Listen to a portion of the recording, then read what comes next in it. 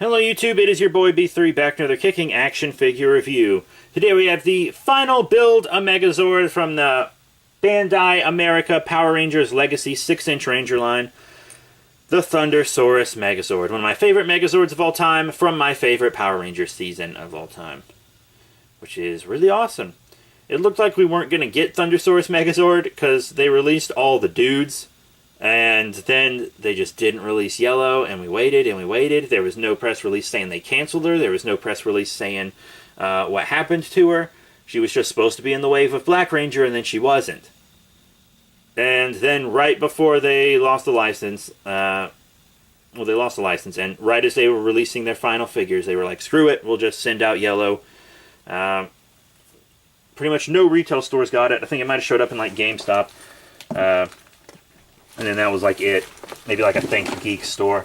Sorry, I just knocked over a pile of figures. But yeah, this is the last build a Megazord from that line. So yeah. Here he is. The beautiful, the mighty Thundersaurus Megazord. So yeah, obviously it's a combination of red, blue, and yellow Zord. You know this. Y'all know what Thundersaurus is about. Very cool Zord.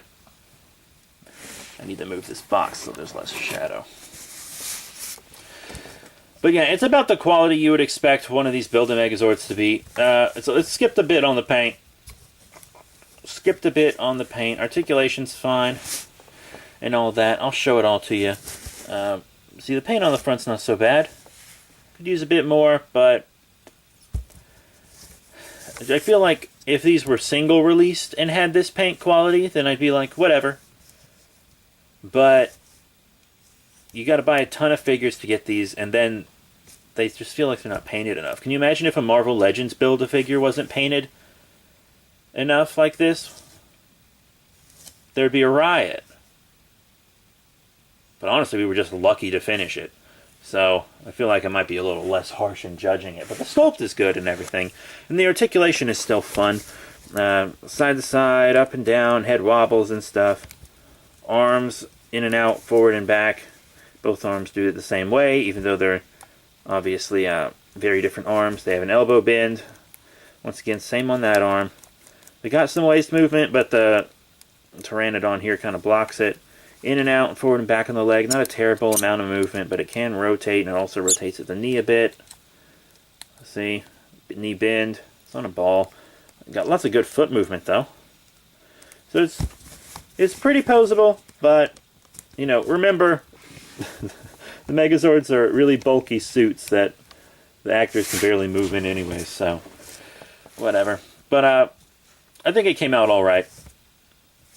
It came out alright. Let's do a size comparison. Yoink. So, we should obviously compare it with another Build-A-Megazord. I got two right in front of me, so we're going to whip them out.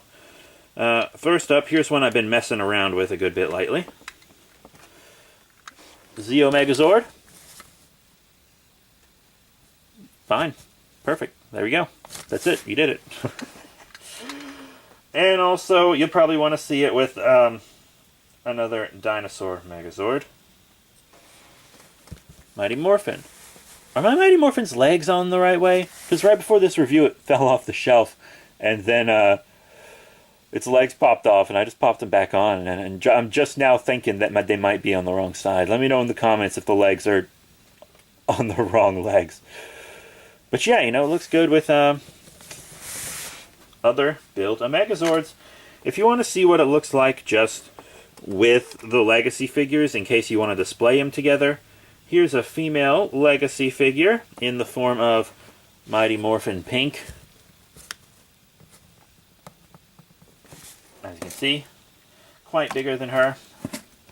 And then if you want to see it with a male Ranger, and also one of the Dino Thunder Rangers, one of my favorite Rangers of all time, and my favorite Ranger suit of all time, Baba Killer, a.k.a. Dino Thunder White. Or Trent. You can just call him Trent. So yeah, that's how he'll look if you want to display him with the Legacy figures themselves. I'm probably going to display mine. I don't know what I'm going to display mine with, actually. I had them kind of displayed by themselves, but now I can't, since I know we're not going to get any more, I kind of want to just move them all into the same display, I think. Oh well. I might put them with Kaiju. That might work. Or with Ultraman or something. Because I don't really want my Zords in the back of the Power Ranger display where I can't really get to them easy. But yeah, that is it for the Bandai America Power Rangers Legacy Thundersaurus Megazord review. Final thoughts on Build-A-Megazords, like, as a whole? I don't think they were handled very well. There was one thing I really liked about how they were handled, and that was the parts for certain Zords only came with those Rangers. So if you didn't want to get every Ranger team and you only wanted certain teams, then you could still get that team's Zord. I thought that was a very good idea. That was a very good idea, and I applaud them for that. But at the same time, the Build-A-Megazords took so much away from the budget of each figure that we never really got fancy weapons. We never got the unique weapons for Rangers unless those Rangers came without a Build-A-Figure piece. Except for Dino Thunder White and Black, but that's because it was either make their individual weapons or don't give them weapons at all, because they each have one weapon and that's it. And the Zords just... I like the sculpts and the articulation's fine, but they just aren't painted up enough. And the line itself kind of wasn't handled very well, in all honesty. I was really excited when it came out, but as the line went along, I kind of realized there's a reason Bandai... There's a reason I'm really excited for the Hasbro Lightning series. Let's just say that. Actually, I've been looking at all the Hasbro toy stuff they're doing for Power Rangers, and I'm excited for all of it, to be completely honest. Even the 6 inches for the kids. You know?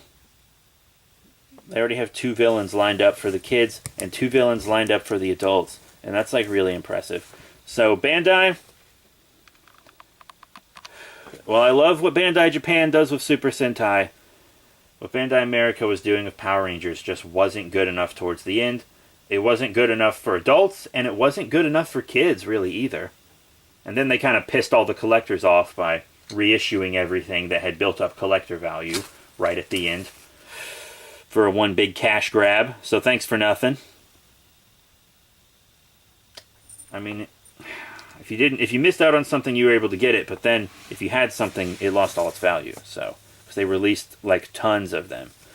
But that's it. Thank you all very much for your support. Remember to rate, comment, and subscribe. Check out all the cool links in the description below: Facebook, Twitter, etc. Last Build-A-Megazord review. It's a little sad, but at the same time, the Lightning series is coming, and I've already pre-ordered all of them except for Lord Zed. So I have Goldar and all the first wave reserved except for Lord Zed. That's it. Thank you all once again for your support. We got more Power Ranger reviews coming soon. More Kamen Rider, Super Sentai, Ultraman, Godzilla, Gamera, Kong. I'll see you all later.